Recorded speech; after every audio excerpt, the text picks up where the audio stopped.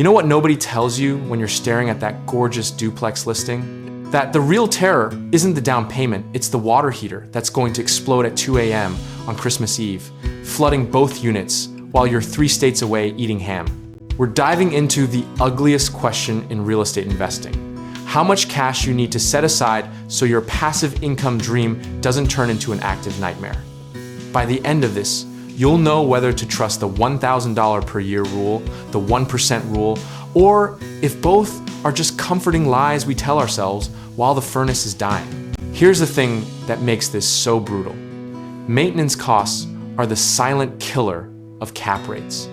The thing that separates Instagram real estate gurus from people who actually own buildings.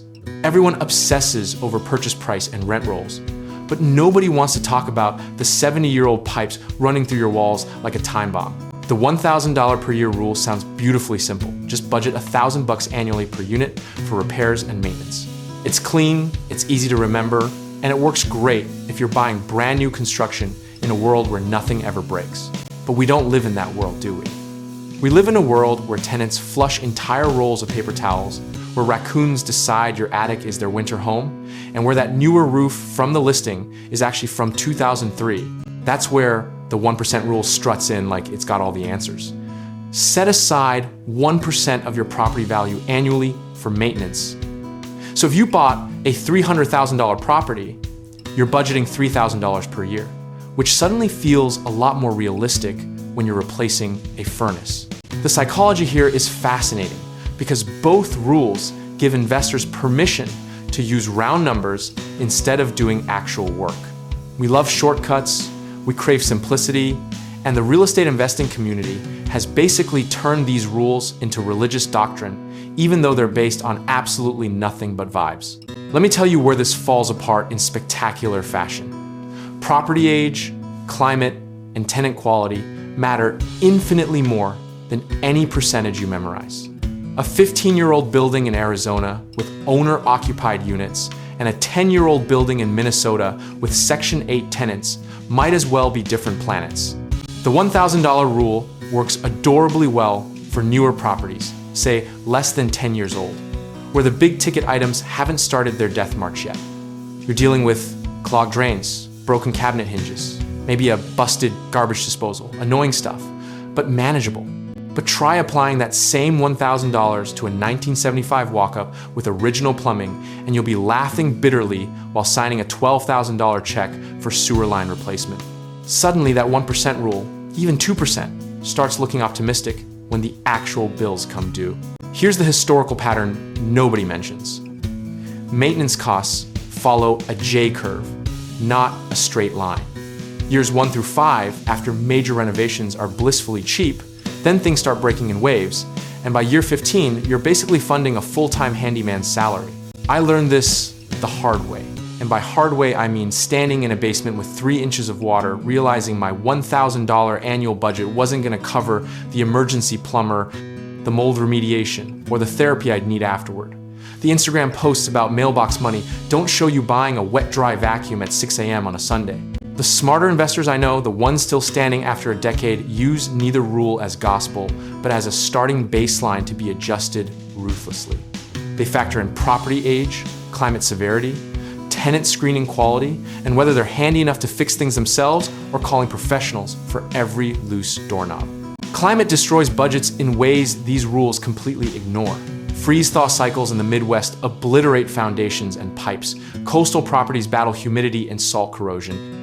And desert properties watch their HVAC units commit suicide every summer like clockwork. A percentage of purchase price can't capture the fact that maintaining a property in Buffalo costs twice what it does in San Diego. Then there's the tenant variable, which might matter more than anything else, but gets zero attention in these formulas. Good tenants call you when they notice a small leak. Bad tenants let it become a waterfall, then blame you for the damage when their security deposit disappears.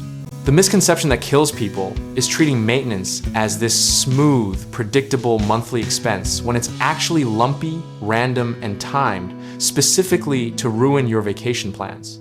You might spend $200 one year and $8,000 the next when the roof and water heater synchronize their death spirals.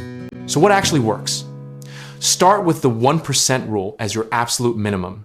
Then add 50% to 100% more if the property is older than 20 years. If you're in a harsh climate, or if you don't know how to swing a hammer. This isn't sexy math, but it keeps you solvent. The real lesson from veterans who survived multiple cycles: always overestimate costs, because being wrong in that direction means extra cash flow, while underestimating means your emergency fund becomes your grocery fund. Position sizing matters more than perfect predictions. If you can't afford 2 to 3% of the property value annually for maintenance, you can't afford that property, period. Build your reserves, assuming Murphy's Law is actual law, because in real estate, it is. Everything that can break will break, and it will happen the week before your biggest expense of the year. The investors who thrive aren't the ones with the best spreadsheets, they're the ones with the biggest cushions. Here's the philosophical truth that took me years to accept. You can't optimize your way out of uncertainty in real estate. You can only prepare for it with discipline and cash reserves. The numbers are guidelines, not prophecies. And the market doesn't care about your rules when the sewer backs up into both units simultaneously. I'm completely comfortable owning real estate, knowing I might wildly overpay for maintenance some years because I've built systems that assume chaos, not perfection. That comfort comes from conservative underwriting, fat reserves, and accepting that control is an illusion, but preparation isn't.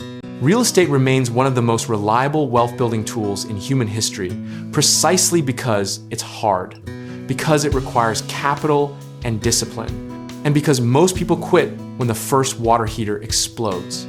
The ones who stack properties methodically, budget conservatively, and embrace the chaos end up with portfolios that compound wealth across decades. The beauty is that once you crack the code on maintenance reserves and stop fighting reality, real estate investing becomes almost boring in the best possible way. Predictable cash flow, tax advantages, appreciation, and equity paydown working together like a symphony. You just have to survive those first few properties without going broke, learning expensive lessons. Whether you're analyzing your first deal or your 50th, the key is finding properties that can absorb the real cost of ownership, not the fantasy numbers from a calculator that's never replaced a roof. And the best place to find properties with realistic numbers, full transparency, and options across residential and commercial categories is www.growthsense.com. GrowthSense is a real estate directory where investors can browse investment properties, compare deals, and even list their own properties for free. No games, no gimmicks, just a straightforward marketplace connecting buyers and sellers of investment real estate. If you're serious about building wealth through property, check it out. And thank you for letting me rant about maintenance costs. Now go budget conservatively and build something that lasts.